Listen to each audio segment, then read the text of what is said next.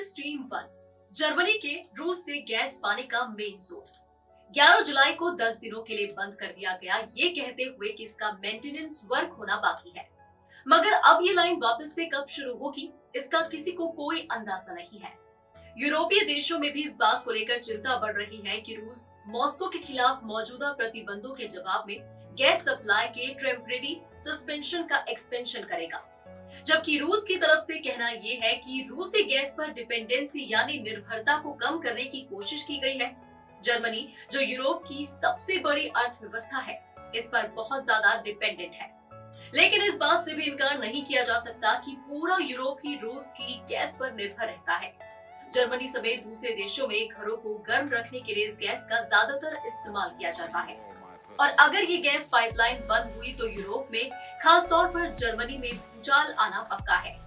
कुछ सामने आ रही जानकारियां ये भी कह रही है कि रूस इस पाइपलाइन को दोबारा शुरू करने में कई सारी परेशानियां, कई सारी चुनौती खड़ी कर सकता है।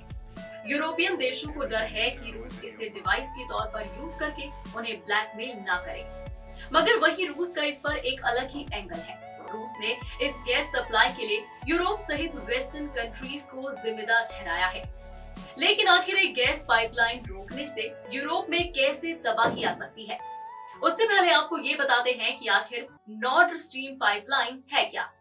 आपको बता दें कि नॉर्ड स्ट्रीम पाइपलाइन 1 की शुरुआत 2011 में हुई थी, जो पानी के भीतर मौजूद गैस पाइपलाइन है।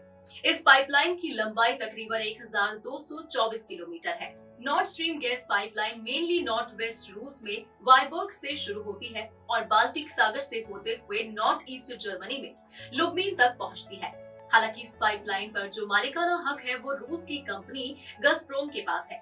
इन शॉर्ट, इस पाइपलाइन का कर्ता धर्ता रूस है। अब इसके इस्तेमाल की बात की जाए तो नॉर्ड स्ट्रीम 1 के जरिए हर साल 55 बिलियन क्यूबिक मीटर गैस का यूज रूस से यूरोप में किया जाता है, खासतौर पर जर्मनी में किया जाता है। 55 बिलियन क्यूबिक में से 40% गैस ही यूरोप में जर्मनी को प्रोवाइड की जाती है।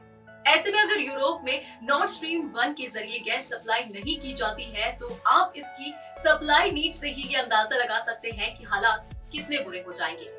हालांकि बड़े बड़े देशों का मानना है कि इस गैस पाइपलाइन को रोकने की वजह कोई रखरखाव काम नहीं, बल्कि यूक्रेन से जारी युद्ध है, जिसमें अगर पश्चिमी देशों यानी वेस्टर्न कंट्रीज ने रूस पर किसी तरह का दबाव बनाने की कोशिश की तो रूस इस गैस पाइपलाइन को एक हथियार के रूप में भी इस्तेमाल कर सकता है और उन्हें इस गैस के लिए मोहताज कर सकता है। और अगर सच में ऐसा हुआ तो यूरोप की अर्थव्यवस्था यानी कि इकोनॉमी बदहाली की कगार पर पहुंच जाएगी। कहने का मतलब है कि सिर्फ एक गैस की वजह से रूस बैठे बैठे यूरोप के कई देशों की इकोनॉमी उखाड़ फेंकेगा।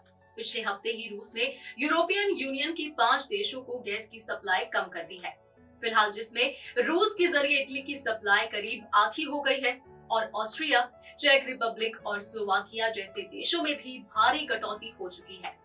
मगर क्या आप ये बात जानते हैं कि तमाम देश रूस से गैस खरीदने पर रोक लगाना चाहते हैं, मगर बात सारी यूरोप पर आकर अटक जाती है। इस सवाल पर गौर करने से पहले ये जानना अहम है कि रूस की गैस से यूरोप का लव अफेयर कितना पुराना है।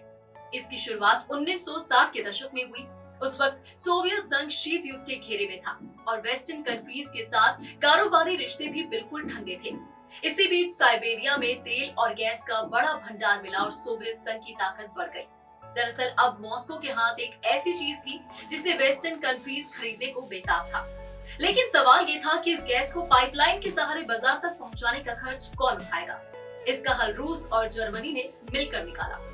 Edmund Berlin university of technology के एक्सपर्ट का जवाब कोट करते हुए बीबीसी ने अपनी रिपोर्ट में बताया कि इस बड़े इन्वेस्टमेंट के लिए जर्मनी के स्टील प्रोड्यूसर्स ने बैंक से पैसे लिए और रिसोर्सेज मुहैया कराए। रूस ने गैस बेचकर इन्वेस्टमेंट के लिए पैसा मुहैया कराया। एक्सपर्ट्स बताते हैं कि यूरोप के लिए रूस से गैस लेना फायदे का सौदा था। रूस की गैस सस्ती थी।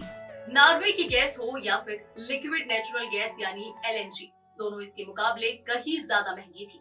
लेकिन अमेरिका को ये बात खटकने लगी। यूरोपीय देशों के सोवियत संघ से गैस खरीदने का अमेरिका ने हमेशा विरोध किया। अमेरिका और यूरोप के बीच विवाद भी हुए। इसके बाद यूरोप और अमेरिका के बीच एक समझौता हुआ। इसके तहत ये सहमति बनी कि यूरोप रूस से सिर्फ 40% गैस खरीदेगा। आपको बता दें कि रूस दुनिया भर में तेल का तीसरा सबसे बड़ा प्रोड्यूसर है। इससे पहले अमेरिका और सऊदी अरब का नंबर है। 2019 में यूरोपियन यूनियन के कुल नेचुरल गैस इंपोर्ट यानी आयात में से 41% रूस से ही आता था।